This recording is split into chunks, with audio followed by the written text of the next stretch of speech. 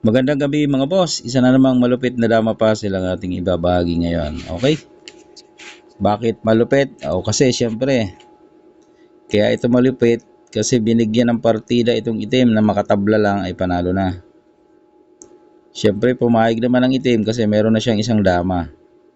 Kahit tatlo lang ang piyon niya, may dama naman siya. Samantalang ang puti, 6 na piyon lamang, walang dama. Okay? So, kumpiyansa dito ang itim na kaya niya itong itabla, no? Wala siya nakikitang panalo ang puti dito. For example, pumasok dito ang puti. So anong gagawin?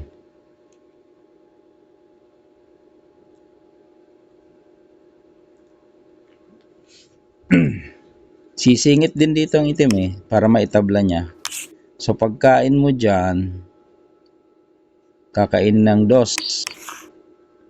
Ilag mo yan, kakainin yan Ngayon, gagawin, papakain dito siya. Pag ilag mo, kukunin ang sentro. Pag sulong mo dyan, dito na lang yan. So, ganyan lang siya ng ganyan. So, matatablahan. No? Kasi mauwi sa ganyan, no?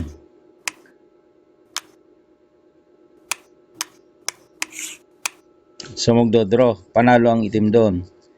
Kaya kumpiyansa ang itim na hindi mananalo ang puti. Hanggang tabla lang. Kung dito naman ang puti, parang kitang-kita naman yan. Ganun lang gagawin ng itim, no? Kung magkamali pa lang sulong, o kaya dito, matalo pa ang puti. Ayun. So, kaya pala kumpiyansa ang itim kasi maraming tablahan pala. Kung dito naman susulong ang puti, ang gagawin naman ng itim, pakain siya dito, then atras. Saan ngayon ang puti? Pwede magpakain. Malamang siguro magpakain na yan para dadama na siya. Okay? Susulong yan abante. Kung ito ay magpapadama, halimbawa, papakain na siguro to para wala na, hindi na mahuli, no? So, tabla pa rin yon. Saan pa? Ano pang pwedeng isulong dyan ng puti? Ito lang yung expectation ng itim. Ngayon, ano pa? Halimbawa, pag dito naman, nagpakain. Yan, nagpakain naman. Sabihin ng itim, tabla pa rin yan. Dito lang ako tapos, dito ako So, wala nang suporta, no? Halimbawa, dito siya. Yung kain dos. Magpapadama. Ay, may pakain dito. So, magtatabla. Okay? Paano kung doon? Di pakain pa rin. Hindi pa rin magkakahulihan. Ayun, yung mga tinitingnan doon ng itim. Kaya siya pumayag na pag nakatabla, panalo siya. Dito, baka hindi pa natin nasilip dito. Baka may tablahan dito. Sisingit dito. So, anong gagawin? Pag ilag,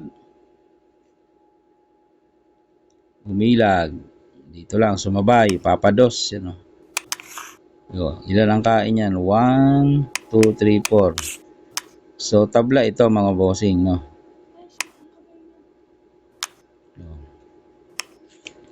Ayun, yung mga nasa isip ng itim na pag doon siya sumulong sa mga sinabi natin ay kaya niyang tablahan. Merong isang sulong dito na hindi ina-expect ng itim na ikakatalo niya. Okay, nasaan yun? Dito lamang mga bossing. Okay, pakatutukan nyo. Baka ngayon mo lang nakita to. Ito. Yan. Bakit kaya nagpakain? Anong purpose? Pagkain, ito ang ginawa. Pinakain ulit. Lugi na, no? Pagkatapos, isinabay ito. Ayun. Yun ang hindi nakita.